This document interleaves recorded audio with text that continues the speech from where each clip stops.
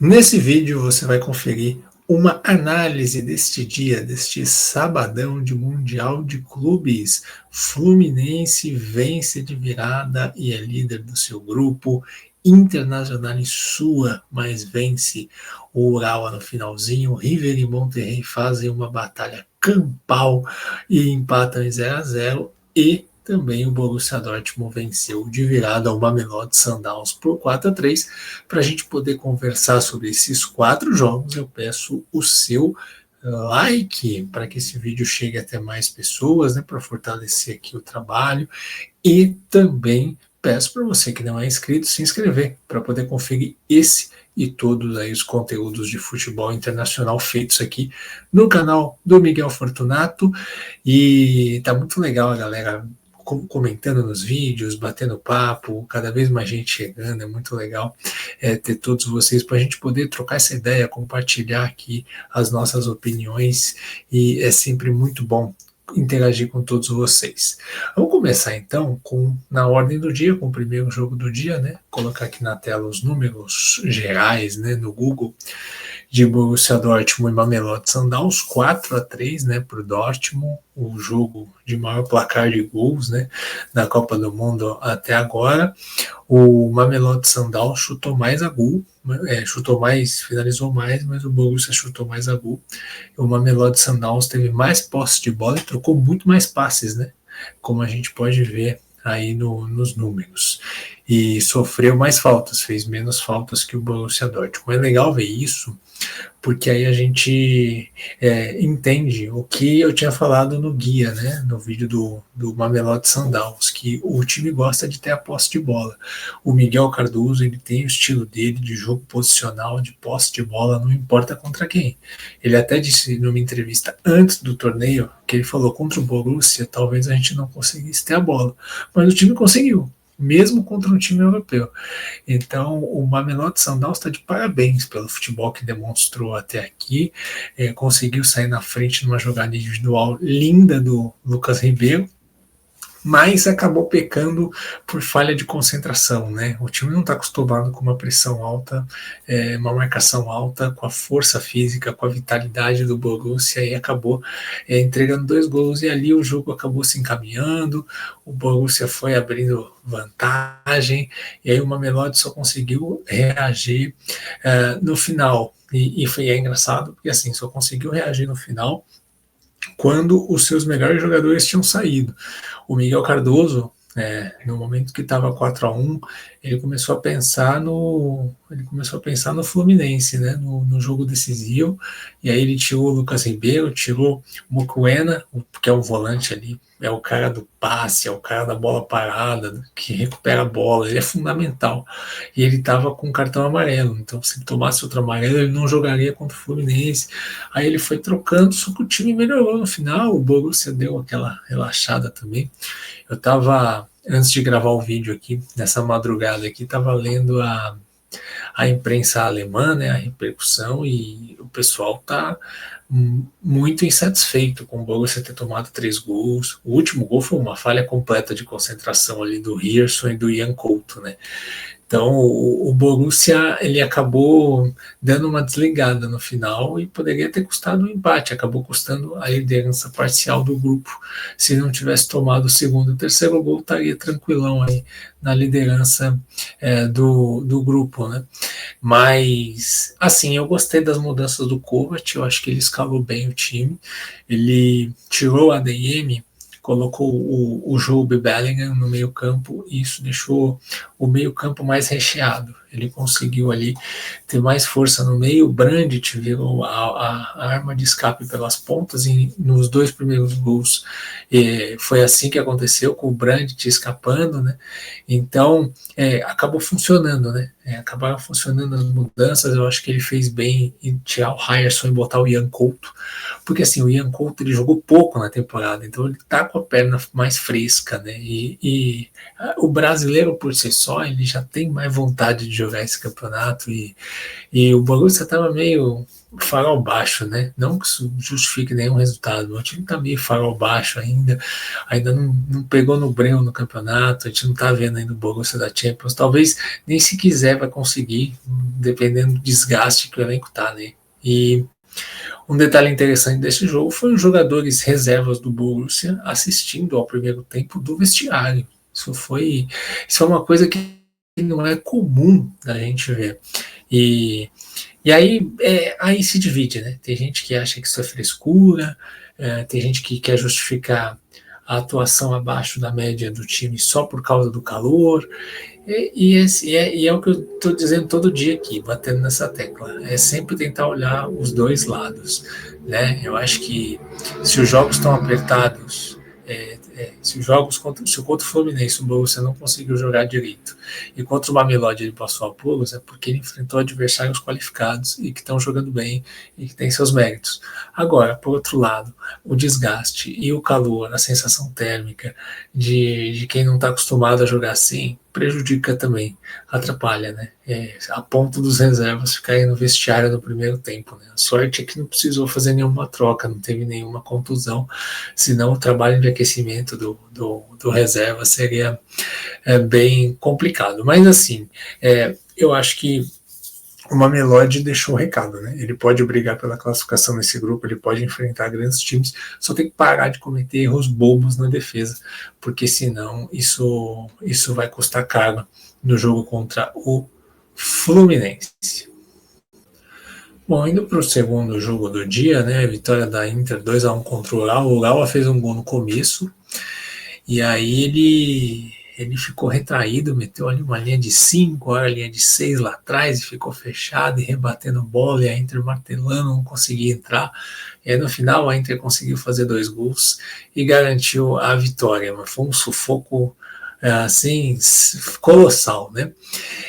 A Inter deu 26 chutes e a Urawa 5, só que no gol só foram 4-3. Então você vê como foi mais difícil para a Inter ter finalizações no alvo, né?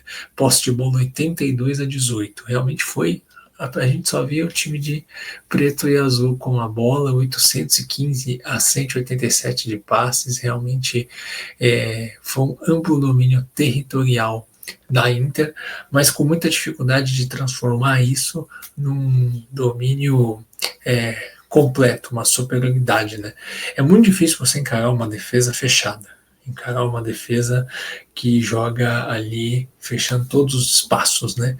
Foi muito semelhante ao que o Botafogo fez com o PSG, né? Aquela linha de 5, a linha de 6, e aí com cobertura. Você vai chutar de fora da área, vem 2 caras para bloquear, você tenta entrar pela ponta, tem um marcador e outro na sobra, você vai tentar fazer uma ultrapassagem, tem outro jogador chegando, é muita gente defendendo. Por outro lado, o time que está defendendo, ele precisa de muita concentração, né?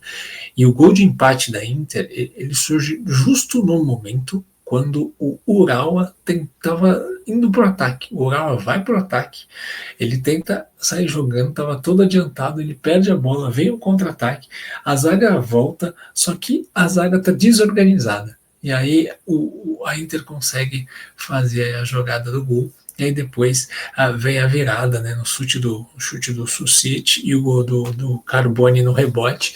Eu achei que o Susic tinha que ter entrado antes. Esse eu acho que foi o erro do Chivo, né? Ele é um jogador que poderia dar criatividade, né? A Inter poupou muitos titulares. Essa formação, né, com os Zalewski, com o Aslani no meio, com o Carlos Augusto de zagueiro, Darmian, essa formação a gente viu ela mais ou menos naqueles jogos do Campeonato Italiano, que eram encavalados com os jogos da Champions, né? E aí a Inter, como ela estava nas duas frentes, ela optou pela Champions, né, ali os jogos do Barcelona, né, ela optou pela Champions e aí nos jogos do italiano jogava esse time mistão aí com quem estava em condição, e foi mais ou menos esse time que jogou agora. São opções, né, a Inter está, eu acho que dos 12 europeus, a Inter é o time que está mais arrebentado fisicamente e mentalmente também, né, porque disputou 3 títulos até ali a reta final, perdeu os 3, é um desgaste muito grande, perdeu o treinador, está começando aí com outro treinador, e vários desfalques por lesão, né? O Thuram, por exemplo, não jogou, está sem o Dumfries, está sem aí jogadores importantes, o Çalhanoğlu. Então a Inter está tentando seguir com o que dá no torneio, né? Tá tentando ganhar, tá batalhando, tá tentando se superar. E agora vai decidir a vaga na última rodada contra o River, enquanto que o Urawa foi eliminado, se despediu da competição. O Urawa, o problema dele foi o primeiro jogo. O primeiro jogo o Urawa jogou muito mal, defendeu mal, vacilou em bolas aéreas, e aí nesse segundo jogo batalhou, chegou perto de conseguir pelo menos um ponto, mas agora já foi tarde, né? Infelizmente não deu para os japoneses seguirem na competição. Indo para o terceiro jogo do dia, que sufoco, né? Fluminense e Ulsan. O Fluminense teve aí 8 chutes no gol, o Ulsan 3, 70% de posse de bola, 649 passes trocados contra 218. O Fluminense teve um domínio territorial, esse domínio territorial veio desde o começo, o Fluminense criou chances, né? Conseguiu em alguns momentos finalizar com perigo. E eu achei interessante que o Fluminense entrou o Renato Gaúcho entrou com o Ganso ali no meio, e a principal novidade tática foi o Arias circulando, né? O Arias estava mais preso na ponta no jogo contra o Borussia. Nesse jogo o Renato deu liberdade para ele circular mais, então em muitos momentos do jogo ele apareceu na ponta esquerda, triangulando com o ponta esquerda. Isso é uma coisa que a gente vê muito o PSG fazer, né? Quando o Duí vai lá para a ponta esquerda e faz tabelas com o Kvaratskhelia. O Renato botou o Arias lá para tentar circular, para tentar ter uma opção ali de gerar superioridade numérica e gerar uma ultrapassagem. E aí o Guga, que é um pouquinho mais agudo, ele poderia dar amplitude pelo lado direito. Talvez maturando esse sistema, pode ser que ele dê mais frutos aí no futuro, mas eu achei interessante essa variação tática aí do Renato Gaúcho. Vamos ver se ela vai aparecer mais vezes no campeonato, né? O Arias fez um golaço de falta, abriu o caminho, mas aí o Fluminense vacilou, né? No final do primeiro tempo, um erro de passe ali na saída que gerou um contra-ataque, e aí o Wong Sang-yoon lançou o Lee fez o gol, uma finalização difícil, né? Ele conseguiu pegar, estava praticamente sem ângulo, e aí depois o Wong Sang-yoon ele mesmo fez o gol da virada no finalzinho do primeiro tempo, um cruzamento onde os zagueiros do Fluminense erraram um posicionamento, ele cabeceou livre e virou o jogo, né?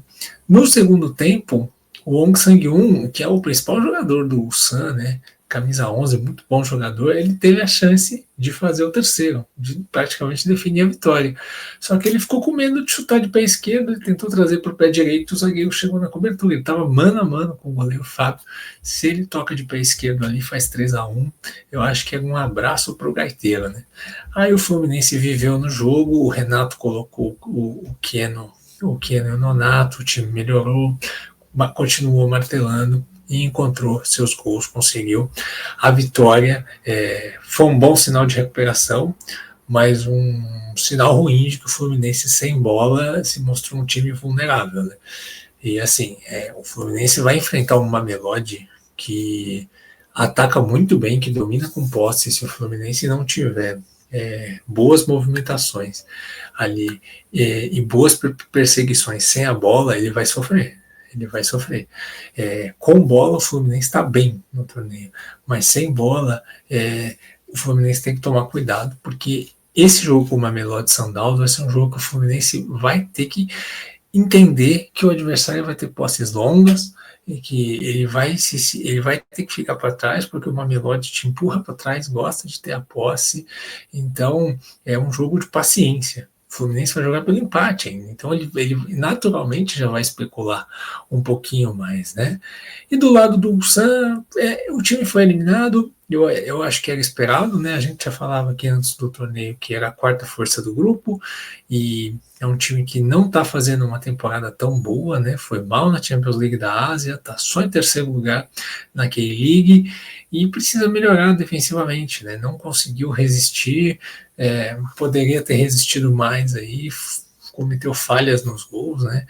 Tomou gol também, a exemplo do que eu falei do jogo anterior do Urawa, tomou gol quando tentou sair jogando, estava em vantagem no placar, quis tentar sair jogando, pegou a defesa desguarnecida, e isso é um problema, faltou resistir um pouco mais, se tivesse feito exatamente o que o Urawa fez, de plantar ali uma linha de seis ali atrás e ficar resistindo até o fim, talvez tivesse o melhor resultado, talvez não também, né?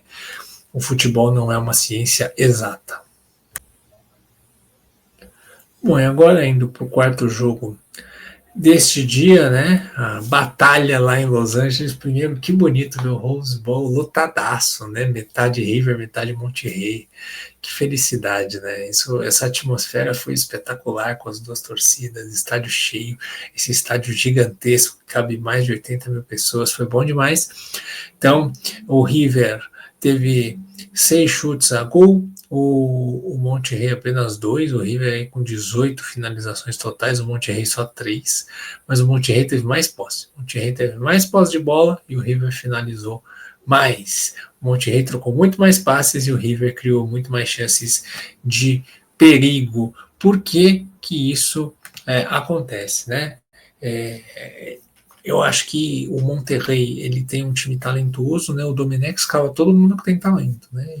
Ele escalou um volante só mais de contenção, que é o Jorge Corcho Rodrigues, e aí o De Ossa, o Canales, o Tecatito, o Berteami lá na frente, e o Ocampos. Então ele escala todo mundo que tem talento e eu senti que o time esbarrou na marcação. O River botou um meio campo mais pegador hoje, né, com o Galopo e o Castanho, ali junto com o Enzo Pérez, e estava difícil do Monterrey seguir com bola. O Monterrey tinha dificuldade de ter posses de bolas longas e o River castigava muito em contra-ataques, né? Então foram muitas possibilidades do River, né? O goleiro Andrada foi bem, teve bola que o Arteaga tirou em cima da linha, o Sérgio Ramos fez uma partidaça, mais uma vez ali zagueirão, elegante, com calma, um errinho ou outro, mas ele fez uma partida assim muito boa, ajudou muito, rebateu muita bola e ajudou muito a dar segurança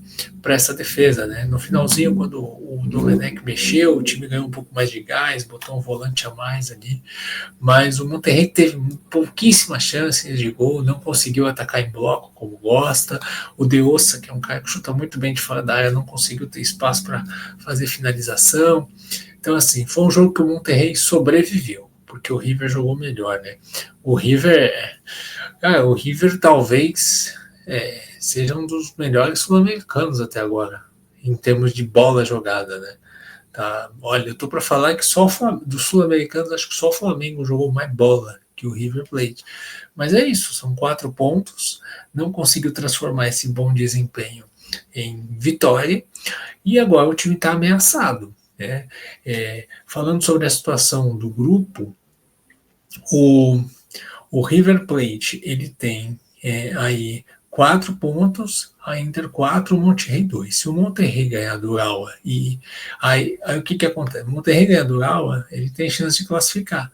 Aí River e Inter, quem ganhar está classificado, quem perder está fora. Agora, se River e Inter empatam, aí vai para aquele critério do confronto direto. Aí só valem os resultados entre os três, ignora-se os resultados com o Urawa.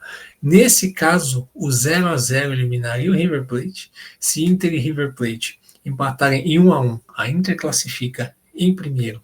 E aí o saldo de gol entre River e Monterrey volta, o saldo geral, né, contando todos os resultados.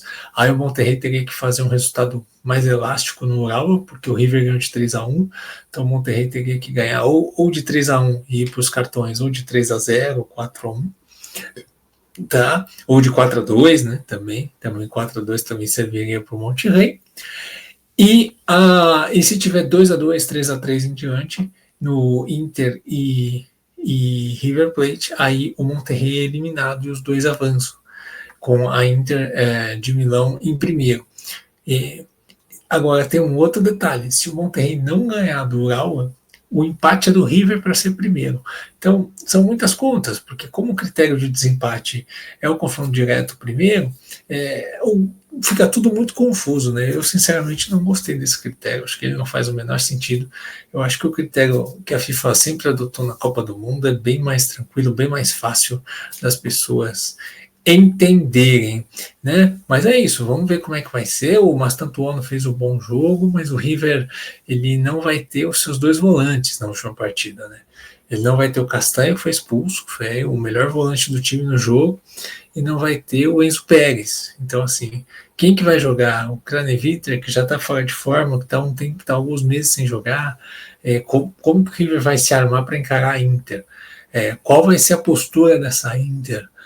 Sabendo que o empate serve, qual vai ser a postura dela, a ambição dela? Ela vai querer ganhar, ela vai querer garantir o empate para se classificar? Vamos ver. Tudo isso a gente vai descobrir com a bola rolando. Mas esse grupo, como eu antecipei no guia, é o grupo mais legal, um grupo mais imprevisível. Isso já era esperado. Certo, gente? Então, essa foi a análise de hoje. Quero saber nos comentários. Deixe aí a sua opinião, o que você achou dos jogos de hoje. E a gente volta a se falar amanhã, tá? Um grande beijo e até a próxima.